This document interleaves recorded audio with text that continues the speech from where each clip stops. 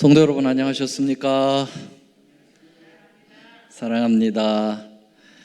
이 9월이 됐죠? 네. 9월 들어서 처음 우리가 하나님께 예배를 드리고 있습니다. 제가 이제 플로리다에 온 지 제가 3년을 넘었습니다. 지난 9월 1일부로 제가 부임을 했었는데 3년이 됐습니다. 참 세월이 되게 빠른 것 같아요. 엊그제 와가지고 온 지 열흘 만인가 그 어마어마한 허리케인을 당해가지고 정신을 못 차리고 있었던 생각이 엊그제 같은데 벌써 그게 3년 지났네요. 근데 와서 3년을 지내보니까 우리 플로리다만이 갖는 특별한 기후가 요 9월, 10월이 전혀 이제 시원해지지 않는다는 거 그걸 알았습니다. 다른 데서는 이제 9월이 되면 이제 서서히 가을 분위기가 슬슬 나는데 우리 플로리다는 전혀 상관없죠. 10월 달까지 전혀 상관없는. 그래서 아주 우리 플로리다만이 느낄 수 있는 엔들레스 썸머 스테이트라고 돼 있는데 우리 집사람이 제일 좋아합니다. 오늘 저는 선악의 대쟁투사, 오늘 말씀은 마라에 나타난 선악의 대쟁투라는 제목으로 말씀드리겠습니다. 먼저 하나님 말씀 좀 읽겠습니다. 좀 길지만 함께 좀 읽어볼까요? 시작. 마라에 이르렀더니 그건 물이 써서 다시 마시지 못하겠으므로 그 이름을 마라라 하였더라. 백성이 모세를 대하여 원망하여 가로되 우리가 무엇을 마실까 하매 모세가 여호와께 부르짖었더니 여호와께서 그에게 한 나무를 지시하시니 그가 물에 던짐에 물이 달아졌더라. 거기서 여호와께서 그들을 위하여 법도와 율례를 정하시고 그들을 시험하실세. 우리는 지난 시간까지 이스라엘 백성이 출애굽을 해서 홍해를 건너는 그러한 과정에서 선악의 대쟁투적인 면을 살펴보면서 은혜를 누렸습니다. 애국 군사가 맹렬하게 쫓아오고 눈앞에는 홍해 바다가 출렁이고 양옆으로는 끊임없는 이 절벽이 이렇게 있었던 곳. 그래서 어떻게 할 바를 모르는 진퇴양난에 그런 사로잡혀 있을 때 백성들이 원망을 해대기 시작하죠. 이제 여기서부터 이스라엘 백성들의 전공 과목이 원망이 되는 거죠. 이제 원망을 시작합니다. 그래서 모세에게 우리를 애굽에서 끌어내서 매장지가 없어서 여기 광야에서 이 홍해 앞에서 죽게 하느냐고 난리를 치죠. 하나님께 모세가 간구하면서 나름대로의 계시적 안목을 가지고 이런 말을 하죠. 그 말이 뭡니까? 아주 중요한 말을 합니다. 너희는 두려워하지 말라. 가만히 서서 여호와께서 오늘날 너희를 위하여 행하시는 구원을 보라. 너희들이 구원을 하는 거 아니야. 여호와께서 너희들 구원을 하실 거야. 그 과정을 이제 보게 될 거라고. 그래서 14장 14절에 보면 여호와께서 너희를 위하여 싸울 거야. 그러니까 너희는 가만히 여호와께서 너희를 위하여 베푸는 구원을 보라. 이게 믿음으로 맘잡는 의죠. 그래서 여호와께서 그러면 어떻게 싸우시고 어떻게 그들을 구원하시는가? 그건 우리가 잘 아는 대로 뭘 갈랐습니까? 홍해를 가르시고 그곳에 마른 땅처럼 건너게 하시는 대역사를 이루어주셨죠. 인간은 절대로 홍해를 가를 수가 없죠. 그렇죠. 그래서 하나님이 갈아주신 거죠. 근데 인간의 믿음이 필요했어요. 그래서 이 이스라엘 백성들을 모세가 홍해 앞으로 건너게 하죠. 아직 갈라지지 않은 상태에서 전진을 시키는 거죠. 그렇게 될 때 하나님께서 쫙 갈라서 그들을 건너게 하십니다. 그래서 구원은 주님이 전적으로 우리를 위해서 이루어 주시지만 우리는 뭐 해야 돼요? 그걸 믿고 전진해야 되죠. 그 과정이 여기에 잘 설명되어 있습니다. 그게 이제 결국은 그게 이제 뭐 한 거라고 그랬습니까? 이스라엘 백성들이 6월절에서 십자가를 경험하고 그 다음에 홍해에서 뭐 한 거라고 그랬어요? 사도 바울은 이걸 침례였다 그랬어요. 민족적인 대침례의 역사가 일어나게 되는 거죠. 그래서 6월절과 홍해는 바로 이스라엘 백성들이 구원을 얻는 첫 단계의 칭의의 단계가 있죠. 우리도 믿음으로 맘잡는 첫 단계, 칭의의 단계가 바로 이 홍해까지의 역사에서 볼 수가 있게 되겠죠. 그 다음에 이제 광야에 들어가면은 성화의 과정이 거치게 되고, 그 다음에 요단강을 건너서 영화의 단계를 거친다, 그렇게 말씀을 드렸는데요. 자, 이 홍해 바다를 쫙 건넜을 때 그들이 기쁨이 얼마나 컸을까요?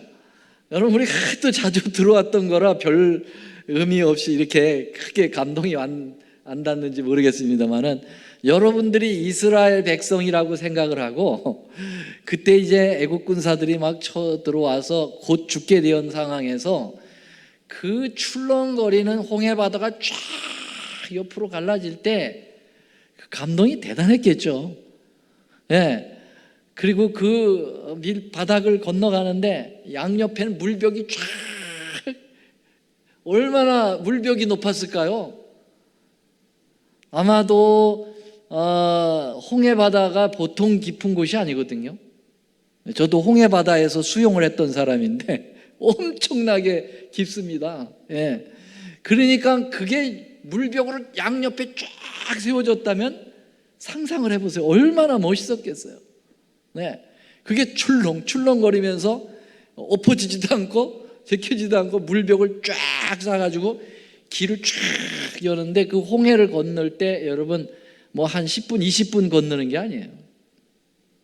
적어도 몇 시간을 그 물벽을 해서 걷는 거거든요. 상당 거리입니다. 감동이 있죠. 그리고 그들이 다 건넜을 때 이제 애국 군사들이 그 물 안으로 들어오고 하나님은 다시 물을 엎어서 그 애국 군사들을 모두 섬멸하시는 그 광경을 이 홍해바다 이편에서 다 지켜보고 있을 때 정말 하나님은 살아계시는 분이구나, 그 상상의 날개를 달아가지고 한번 여러분들이 그 자리에 서 있다고 생각해 보세요. 노래가 나오겠어요? 안 나오겠어요? 노래가 절로 나오죠. 그렇죠? 하나님을 찬양하는 노래가 쫙 나오죠. 그래서 그 출애굽기 15장 1절서부터 보면요, 그 노래를 온 이스라엘 백성들이 모세의 지도에 의해서 부릅니다.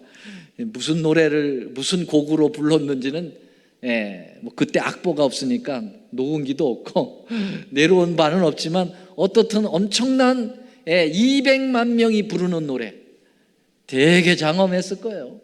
그것도 그냥 여기서 억지로 우리 찬양팀이 좀 노래 좀 부릅시다 그래가지고 입도 안 떨어지는 거 그냥 억지로 불러대게 하는 그런 찬양이 아니고, 여러분 막 그냥 감동에 밀려가지고 자기도 모르게 막 부르는 그 찬양, 그게 200만 명이 어울려가지고 홍해 바다에서 불렀을 때 그 감격은 이루 말할 수 없었을 거예요.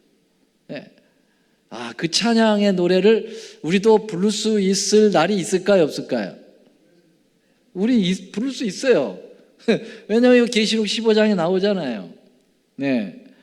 그래서 제가 이렇게 출애굽기 15장을 보니까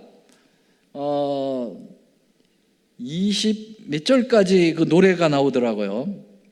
노래가 짧게 나오잖아요. 굉장히 길게 노래를 부르는데 1절서부터 19절까지 그 노래가 나와요. 1절서부터 19절까지 거의 출애굽기 3분의 2를, 출애굽기 15장 3분의 1을 노래로 찬양을 부르더라고요. 예.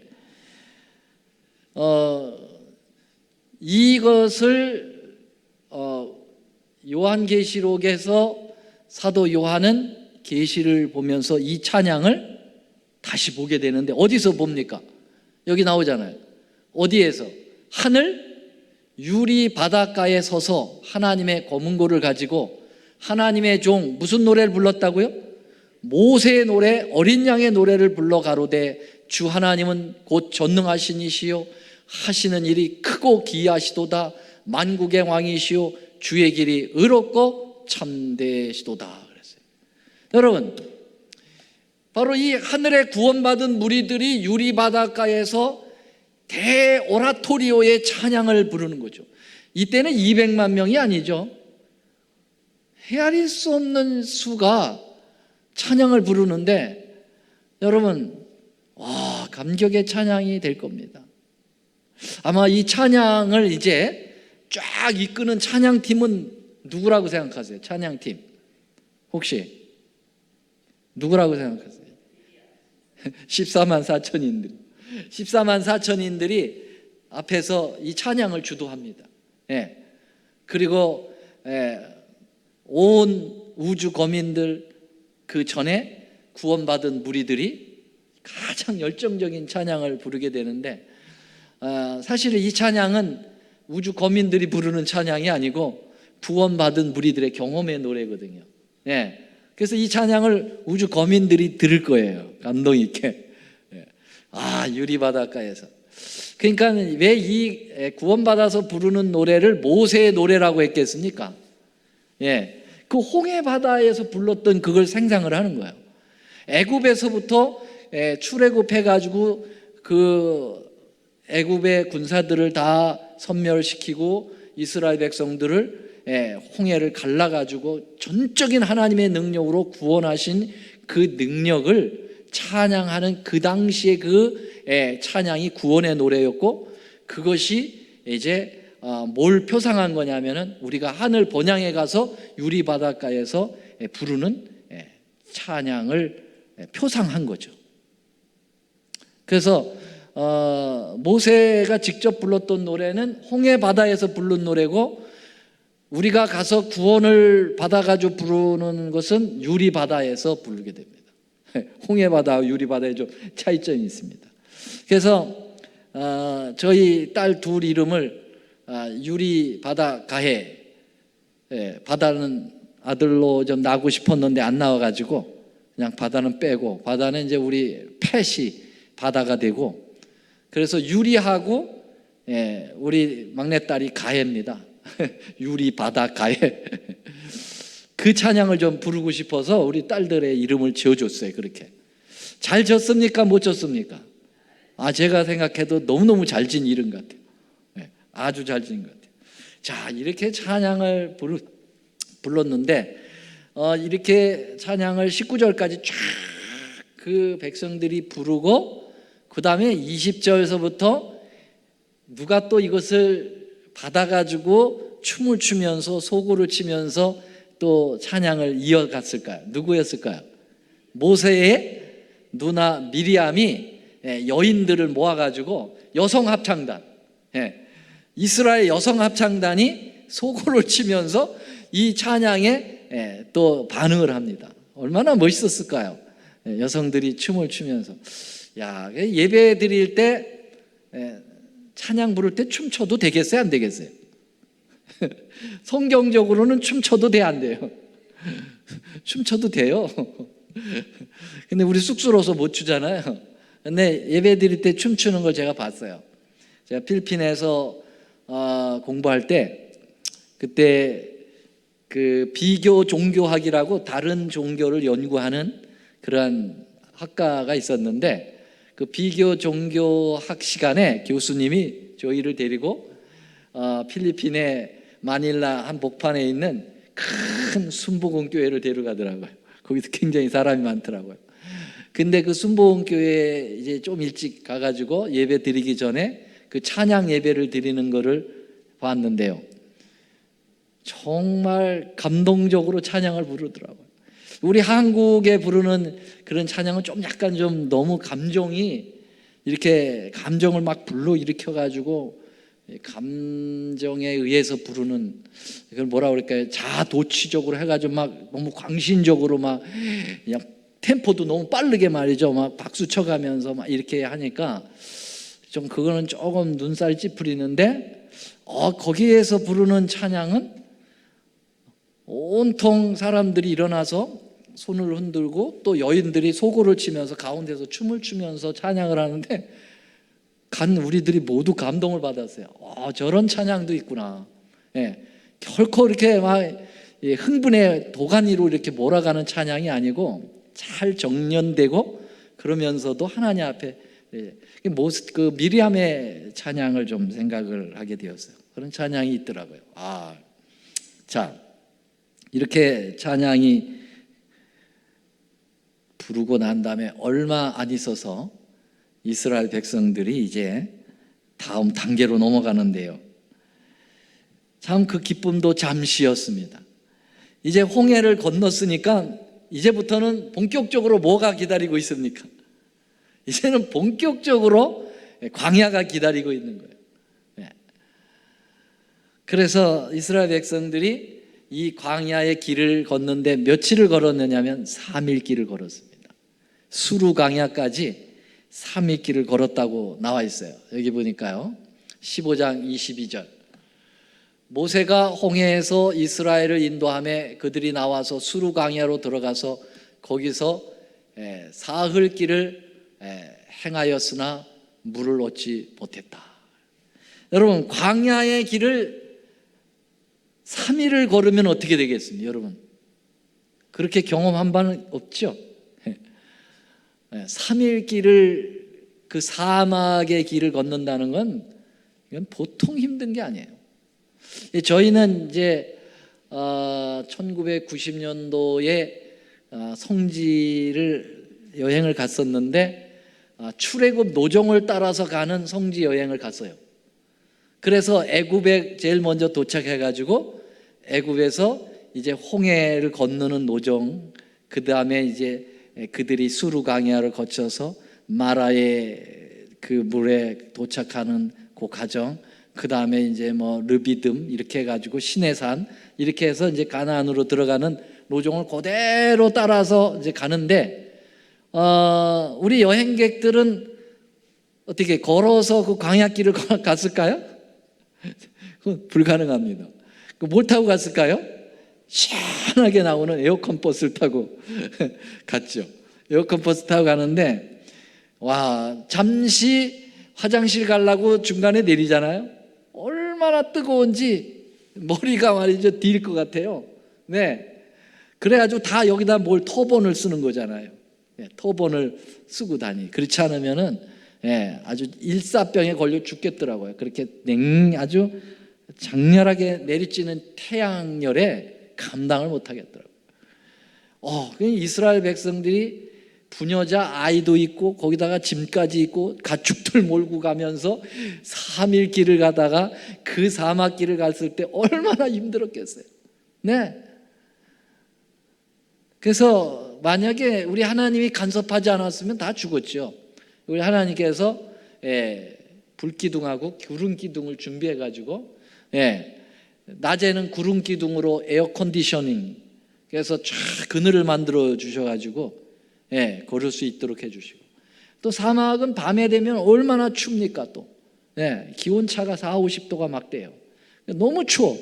밤에는 또 불기둥으로 해서 힐링 시스템, 그래서 우리 하나님이 아주 에어컨디셔닝 힐링 해가지고 쫙 인도했으니까 그들이 갈 수가 있겠죠. 그런데도 그런 것은 이제 온냉방은 다 해결이 됐는데, 문제는 뭐가 해결이 안 됩니까? 문제는 물이 없어요. 물이 정말 물이 없더라고요. 3일 동안 물을 못 마셨을 때 그들이 입에서 불평이 나오는 게 당연할 것 같아요. 제 생각에는 원명이 당연히 나올 것 같아요. 3일 동안 물을 못 마시면은 그 떼약빛에서 가져갔던 물들을 아마 다 얼마 안 있으면 다 마셨을 거예요. 저희가 한번 그 한국에 목회할 때 저희 서중한 합회라고 하는 합회에서 그 장막부흥회를 하는데, 야영회죠. 야영회를 하는데 저 안면도 바닷가에다가 그 야영위원들이 장소를 구했는데 그 해 여름이 얼마나 더웠는지 말도 못해요. 아주 불과 같은 그런 여름이었어요. 그런데 거기에는 구조 시설물이 없어요. 그냥 정말 사막이에요. 사막에다가 거기다가 우리 목회자들이 일찍 가가지고 이 본부 천막 치고 무대 천막 만들고 그렇게 하는데 물이 아주 나오긴 나오는데 정말 너무 가늘게 나오는 거예요. 근데 그때 장막부흥에 제가 생각한 700~800명이 모였을 거예요. 700~800명이 모였는데 찔찔찔찔 나오는 물 가지고 일주일은 안 했어요. 그때 한 3박 4일 그렇게 지냈는데 난리가 아니었어요.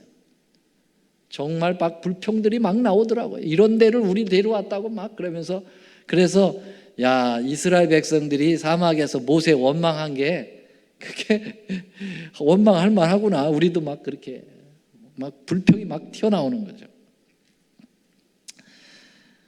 자, 드디어 그들이 찾다가 드디어 물을 찾았습니다. 마라라고 하는 곳에 물을 찾았습니다. 그래가지고 출애굽기 15장 23절에 보니까 마라에 이르렀더니 그건 물이 써서 마시지 못하겠으므로. 여러분, 물이 쫙 있는데 그 물이다 하고 사람들이 외치고 그냥 가서 막 마시는데 한 모금 딱 마시더니 다 토하는 겁니다. 너무 써가지고 마실 수가 없습니다. 여러분, 원망이 더 심했을 거예요. 그렇죠? 물은 이렇게 있는데 그걸 못 마시고 있는 마음은 얼마나 더 터지겠습니까? 모세에게 원망을 해야 되는데 이런 말할 수가 없죠. 곧 모세가 죽을 지경입니다. 이제 돌에 맞아 죽게 생겼어요. 모세가 여호와께 부르짖었습니다. 여호와께서 그에게 한 나무를 지시하시니 그가 물에 던짐에 물이 달아졌더라. 물을 고쳐가지고 하나님께서 먹이시는 거죠. 그래서 그 고치는 방법은 아주 단순해요. 가지를 잘라가지고 물에다 던지라는 거예요. 아주 단순한 방법이죠. 그래서 가지를 던지니까 물을 마시니까 그 쓴물이 단물로 변한 것입니다.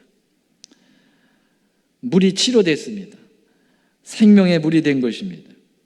하나님께서 명하시는 나뭇가지 처방은 무엇을 의미합니까? 여기에 선악의 쟁투가 있는데 하나님의 선의 방법은 언제든지 예수님과 관계가 있다는 사실이죠. 자, 그래서 여기 이사야 11장 1절 2절에 보면은 이새의 줄기에서 한 싹이 나며 그 뿌리에서 한 가지가 나서 결실할 것이요 여호와의 신 곧 지혜의 총명의 신이요 모략과 재능의 신이요 지식과 여호와를 경외하는 신이 그 위에 강림하시겠다. 여러분, 이새는 누구의 아버지입니까? 다윗의 아버지죠. 그러니까 이새의 아들을 하나의 가지로 보는 거예요. 근데 그 가지는 보통 가지가 아니에요.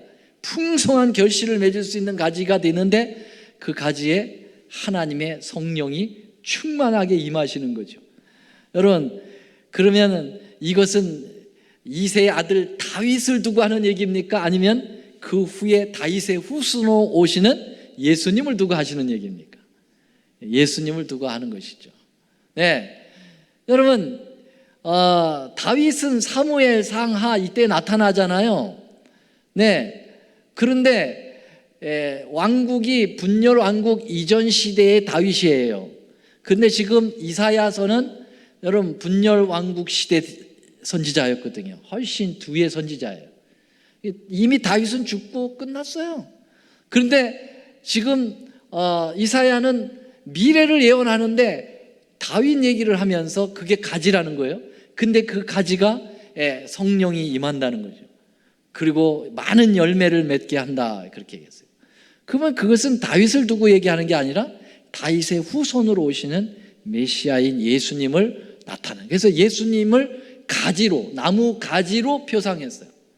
그러니까는 모세에게 그 가지를 잘라서 물에다 던져서 쓴 물을 단물로 만들려고 한 것은 예수님이 그 나무 가지가 되셔서 그 나무 가지에 달리셔서 돌아가심으로써 이 구원, 이 죄에 쓴 이 세상을 구원의 단물로 바꾸시는 그런 역사를 이야기하고 있다라고 하는 것입니다. 자, 예레미야 33장에도 좀 더 구체적으로 예레미야는 이야기하고 있습니다. 한번 같이 읽어보겠습니다. 시작. 그날 그때 내가 다윗에게 한 의로운 가지가 나게 하리니 그가 이 땅의 공평과 정의를 시행할 것이라. 그날에 누가 구원을 얻어요? 유다가 구원을 얻겠다. 여러분, 아까는 이새에서 한 가지가 나온다고 했는데 이번에는 다윗에게서 한 의로운 가지가 나온다. 좀 더 발전됐죠? 더 구체화됐죠? 예수님께서 이제 한 가지가 되셔서 유다의 구원을 줍니다. 유다라는 것은 하나님의 구약 백성이죠. 신약의 유다 백성은 누구예요? 우리입니다. 그래서 온 인류를 구원하시는 가지이신 예수님, 그분을 잘라서 던지라는 거예요. 네, 참 놀라운 예수님의 구원의 방법을 광야로 바로 들어가서 경험을 하게 하는데요. 여기까지 저는 칭의의 단계로 볼 수 있어요. 여기까지. 칭의의 단계를 잘 설명하고 있다고 봅니다. 자, 여러분, 이스라엘 백성들이 애굽에서 나와가지고 홍해를 건너고 난 다음에 광야에서 첫 맞이한 하나님의 이적이 뭘까요? 첫 맞이한 이적이 이 물을 고쳐서 단물로 마시게 한 것이 첫 이적입니다. 맞습니까? 네. 근데 예수님이 십자가에 달리시고 요단강에서 침례를 받으신 다음에 첫 이적을 베풀었는데 무슨 이적을 베풀었습니까? 물을 고쳐서 포도즙으로 만드시는 이적을 베풀었습니다. 뭔가 연관성이 있다고 보이지 않아요? 그렇죠? 뭔가 연관성을 가지고 있습니다. 구약의 이스라엘 그 선지자 중에요, 엘리야와 엘리사가 있습니다. 그렇죠? 근데 엘리야하고 엘리사는 침례 요한하고 예수님하고를 잘 표상했어요. 그럼 엘리야는 누구를 표상했을까요? 엘리야는 예수님? 예수님 전에 나타난 사람이 누구예요? 침례 요한이에요. 엘리야가 먼저 오고 엘리사가 왔죠? 침례 요한이 오고 예수님이 오셨죠? 그래서 엘리야는 침례 요한의 사명을 가진 거예요. 그래서 예수님도 그랬잖아요. 저 침례 요한은 오리라 한 엘리야라고. 그렇죠? 엘리야의 역할을 한 거예요. 물론 침례 요한은 자기가 겸손해서 네가 요한이냐 침례 요한이냐 했더니 아니 네가 엘리야냐 했더니 난 아니라 그랬지만 예수님은 저 사람이 엘리야라고 그랬어요. 엘리야 역할을 했어요. 그래서 엘리야는 침례 요한을 잘 표현했어요. 그리고 뒤에 쫓아온 엘리사는 바로 예수님을 나타낸 것이죠. 그래서 이름도 엘리사는 말이죠, 엘리샤라고 해서 하나님이 구원이시다는 뜻이에요. 그래서 예수님도 여호수아, 예수스라는 말은 여호와는 구원이시다는 뜻이에요. 이름이 똑같아요. 그래서 엘리사는 분명히 예수님을 표상한 인물이라고 볼 수 있겠습니다.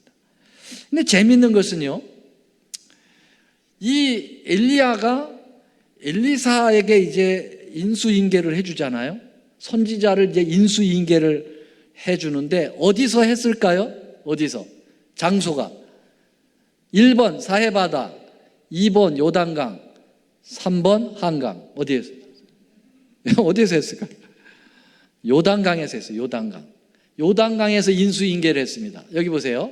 열왕기하 2장 14절에 보면은 엘리야의 몸에서 떨어진 겉옷을 가지고 물을 치며 가로되, 쭉 나오고 물을 치며 물이 이리저리로 갈라지고 엘리사가 건너가고, 맞은편 여리고에 있는 선지자의 생도들이, 제자들이 저 이렇게 다 지켜보는 가운데서 엘리야의 영감이 누구에 의해 머물렀어요? 영감, 스피릿, 파워가 바로 엘리사에게 갑절이나 내렸죠. 여기 물이라고 했는데 그 전절에 보면 제가 그걸 빼놨네요. 전절에 보면 요단강이라고 나와 있어요. 요단강가에서 지금 인수인계를 하는데요, 엘리야가 먼저 가고 엘리사가 뒤따라 들어가고, 그러면서 물이 갈라지고 물을 가르면서 건너고, 그리고 거기에 성령의 하나님이 영감을 갑절로 엘리야보다도 엘리사가 더 강하게 내립니다. 그러면 뭘 생각하십니까, 여러분? 침례 요한이 예수님에게 인수인계를 합니까? 했죠? 6개월 전에 와서 예수님의 길을 예비했잖아요. 맞아요? 근데 예수님이 딱 나타나니까, 어디에? 요단강가에 나타나니까, 보라, 세상 죄를 지고 가는 하나님의 어린 양이로다. 인수인계를 하죠. 이제 날 쫓지 마라. 제자들에게 이제 저분을 쫓아. 나는 쇠하여야 되고 저분은 흥하여야 되리라. 그러면서 나는 물로 침례를 주지만 저분은 성령으로 침례를 줄 거다. 그러니까 예수님이 요한에게 딱 얘기해요. 나를 침례 주라 그래요. 그때 침례 요한이 어떻게 제가 침례를 드립니까? 그랬더니 허락하라. 그렇게 하면서 의를 이룬다고 그랬어요. 그래서 둘이 요단강에 같이 들어가서, 먼저 누가 들어갔어요? 엘리야가 들어가고, 다시 말하면 침례 요한이 들어가고, 그 다음에 예수님이 따라 들어가서 침례를 받으시죠. 그리고 위로부터 뭐가 내릴까요? 성령이 비둘기처럼 내려가지고 예수님의 머리에 풍성하게 쏟아져 내리는 거죠. 이 모습이 그대로 나타나요, 안 나타나요? 나타났죠? 네, 여기 한번 보겠습니다.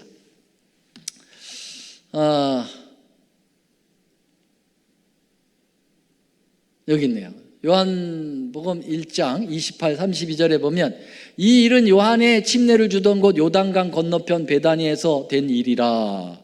이튿날 요한이 예수께서 자기에게 나오심을 보고, 보라, 세상 죄를 지고 가는 하나님의 어린 양이로다. 그렇게 소개를 하죠. 그러면서 이분이 내가 얘기한 그분이다. 인수인계를 하는 것입니다. 그리고 둘이 침례를 합니다. 나도 그를 알지 못하므로 내가 와서 물로 침례를 주는 것은 그를 이스라엘에게 나타내려 함이라. 요한이 또 증거하여 가로되, 내가 보매 성령이 비둘기같이 하늘로서 내려와서 그 위에 머물렀더라. 그 장면이에요. 근데 엘리야와 엘리사가 인수인계할 때 생도들이 요단강 뚝에서 다 내려다 지켜봤다고 그랬어요. 근데 이 침례 요한이 예수님에게 인수인계할 때 제자들이 다 거기서 지켜보는 것까지 똑같은 거죠. 놀라웠죠? 자, 그런데 말이죠, 엘리사가 처음 이제 어떻게 했어요? 선지자로서 이제 인수인계를 딱 받아가지고 처음 이적을 베풉니다. 엘리야도 이적을 좀 베풀었습니다만은 엘리사만큼 이적을 많이 베풀지 않아요. 엘리사는 엄청난 이적을 베풀었어요. 근데 엘리사가 베푼 이적은 거의 다 예수님이 베푼 이적하고 동일한 이적들을 많이 베풀었습니다. 네. 자, 그 중에서 엘리사가 제일 먼저 요단강에서 인수인계를 받은 다음에 첫 번째 베푼 이적이 뭘까요? 여기 나오잖아요.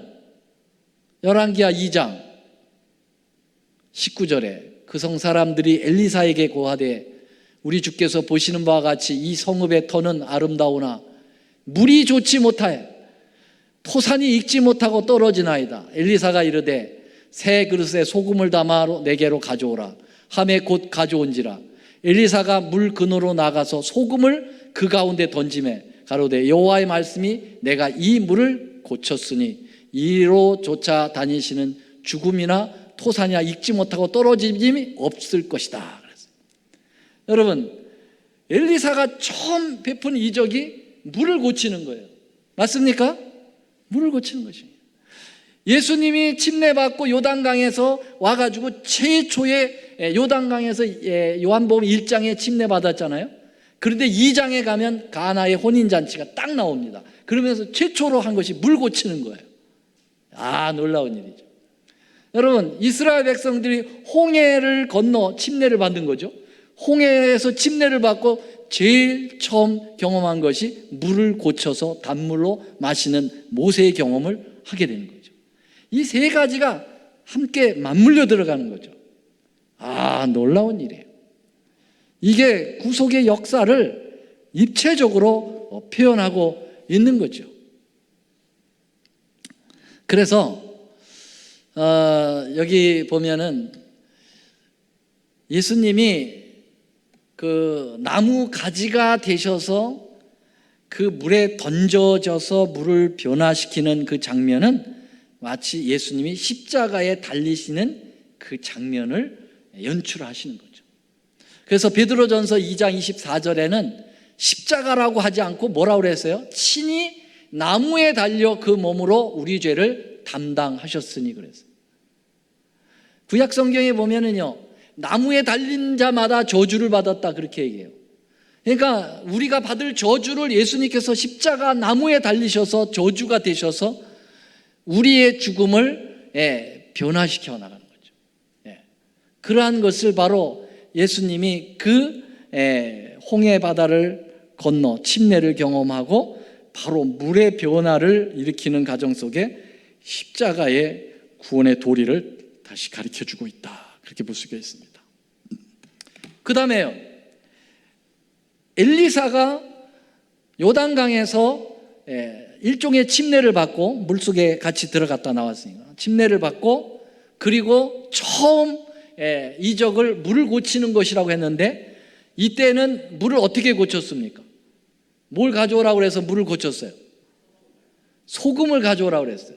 소금을 가져와 가지고 물에 던지니까 물을 하니까 물이 아주 못 쓸 물이 아주 유용한 물이 돼 가지고 그 지역에 있는 풍성한 열매를 맺게 만들었다. 그렇게 얘기했죠.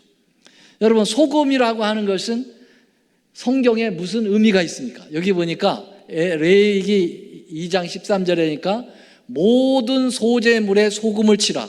내 하나님의 언약의 소금을 내 소재에 빼지 못할지니 내 모든 예물에 소금을 드릴지니라.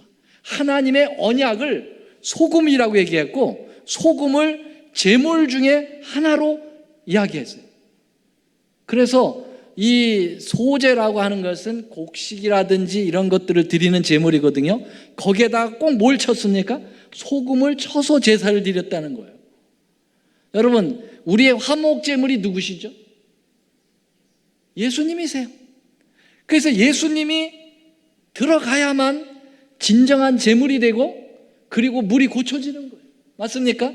나무 가지가 잘려가지고 예수님이 십자가에서 당신의 생명이 잘려서 들어갈 때 물이 고쳐지고, 그렇죠? 예수님이 소금이 되셔서 여러분 물에 들어가서 물이 고쳐지는 거죠. 제물이 되셔서. 여러분, 소금이 변화를 일으키게 하기 위해서는 소금의 결정체가 어떻게 돼야 됩니까? 그대로 있으면은 변화가 됩니까? 안 됩니까?